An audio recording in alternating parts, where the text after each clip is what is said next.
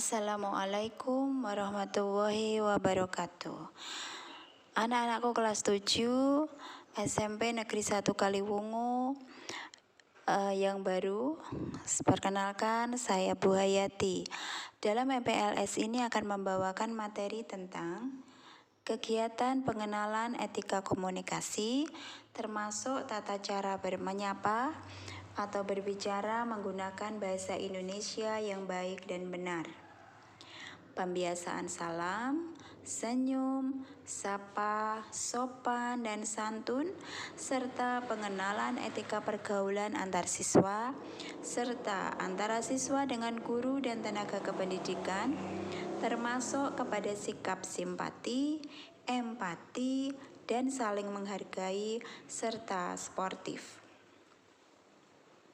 Tolong untuk didengarkan dan dipahami dengan baik ya. Terima kasih. Anak-anakku semua yang saya sayangi.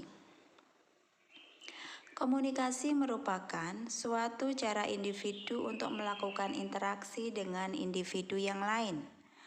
Tanpa komunikasi, individu akan sulit mengungkapkan keinginan, pendapat, dan menjalankan hubungan silaturahmi dengan individu lain. Komunikasi sangat erat hubungannya dengan kehidupan sosial individu. Coba kalian bayangkan, apa yang terjadi jika antara individu yang satu dengan individu yang lain tidak mengetahui bagaimana cara berkomunikasi? Kehidupan sosial tidak akan terjadi, informasi tidak didapatkan, dan masyarakat akan menjalani kehidupan yang membosankan karena tidak dapat mencurahkan ide, pendapat, dan perasaan mereka. Di dalam etika berkomunikasi, ada yang namanya menyapa atau berbicara. Dalam hal menyapa atau berbicara dengan orang lain pun ada caranya tersendiri. Adapun tata cara dalam menyapa orang lain, yaitu dikarenakan kita selalu bertemu banyak orang, jadi untuk menyapa orang lain yang ditemui dengan cara kita menyapa mereka terlebih dahulu dan berbicara dengan orang tersebut. Contohnya dalam kehidupan sehari-hari saja, misal dengan mengucapkan Assalamualaikum atau Selamat pagi. Kita harus juga memahami siapa yang kita sapa. Orang yang lebih tua, seumuran atau lebih muda dari kita. Kita juga harus bisa menempatkan sapaan kita dengan baik kepada mereka. Jangan sampai ketika kita berbicara dengan orang yang lebih tua, sapaannya sama dengan ketika kita menyapa teman sebaya. Bisa-bisa nanti kita dianggap tidak sopan. Anak-anakku semua, dalam kehidupan bermasyarakat terdapat sistem yang mengatur tentang tata cara manusia bergaul. Tata cara pergaulan untuk saling menghormati biasa kita kenal dengan sebutan sopan santun, tata krama, protokoler, dan lain-lain. Fungsi dari pengenalan tata krama dan sopan santun adalah untuk menghargai orang lain. Orang tua kalian pun pastinya juga akan merasa bangga jika buah hatinya, yaitu kalian, mampu berbuat baik dan berlaku sopan serta santun terhadap orang lain. Mengetahui cara bersalaman, berdoa sebelum melakukan sesuatu, dan menghormati orang lain.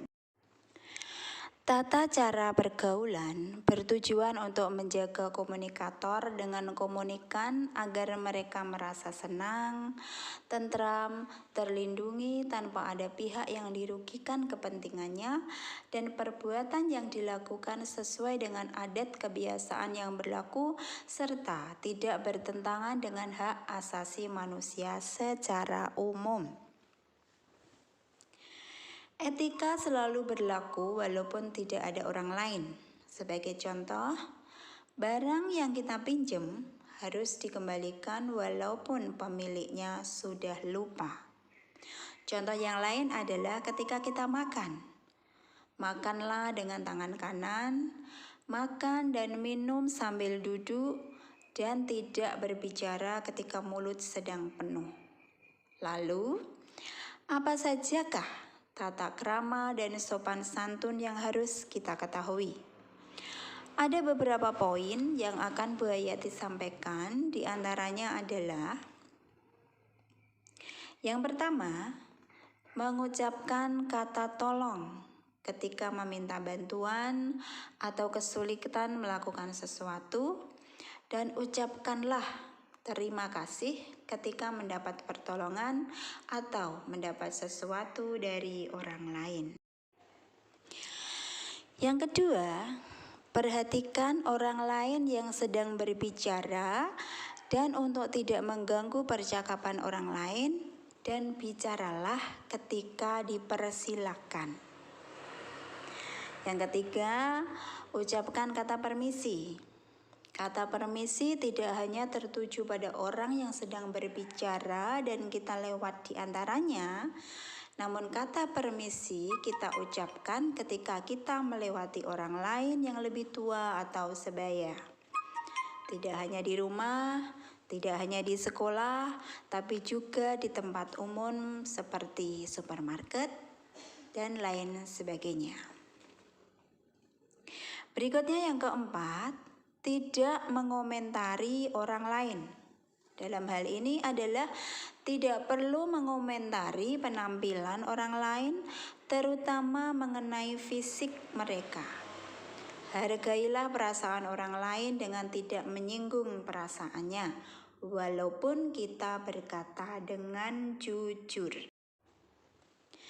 Berikutnya adalah yang poin 5.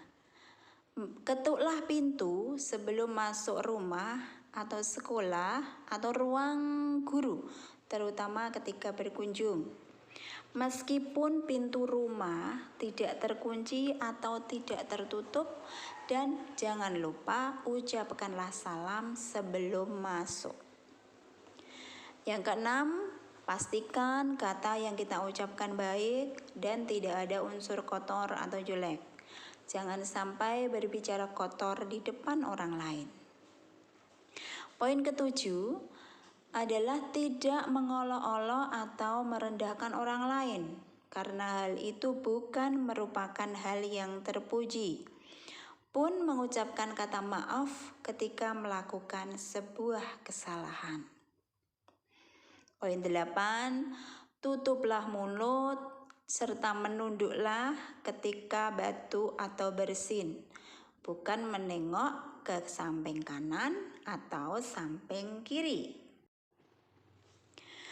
Hal ini penting selain untuk kenyamanan bersama dan tidak mengganggu orang sekitar, juga untuk menghindari penularan virus kepada orang lain. Apalagi sekarang virus corona, ya. Dan juga jangan lupa pakailah masker di setiap waktu. Jadi menutup mulut itu sebuah keharusan. Poin 9, menawarkan bantuan atau menolong seseorang ketika orang itu sedang dalam kesulitan atau saat orang itu meminta bantuan. 10, jangan pernah menunjukkan wajah cemberut atau marah. Meskipun kita bosan dan lelah, tetaplah tersenyum meski bosan dan lelah.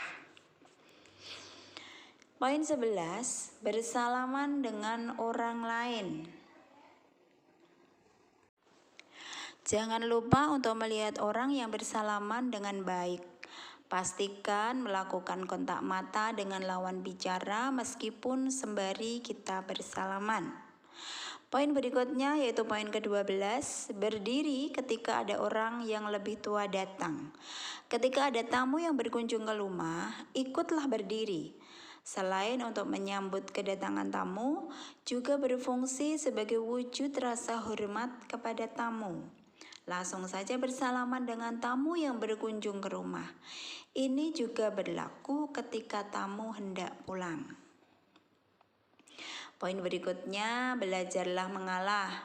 Terkadang ketika kita berebut mainan untuk dimainkan bisa kita berebut dengan saudara atau teman.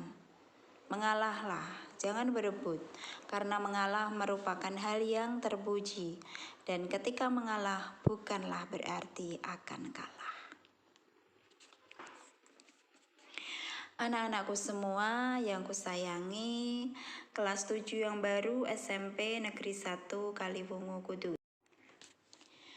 Itulah hal-hal sederhana yang bisa kalian terapkan baik di rumah maupun di sekolah. Karena ketika kalian tumbuh dewasa, kalian bisa menghargai orang lain atau bahkan kalian bisa lebih mudah mengucapkan kata tolong, kata maaf, dan kata terima kasih. Sekian dulu materi yang Bu Hayati sampaikan. Semoga kalian memahami dan menjadi pribadi yang jauh lebih baik lagi. Sampai jumpa di lain kesempatan. Wabillahi taufiq wal hidayah. Wassalamualaikum warahmatullahi wabarakatuh.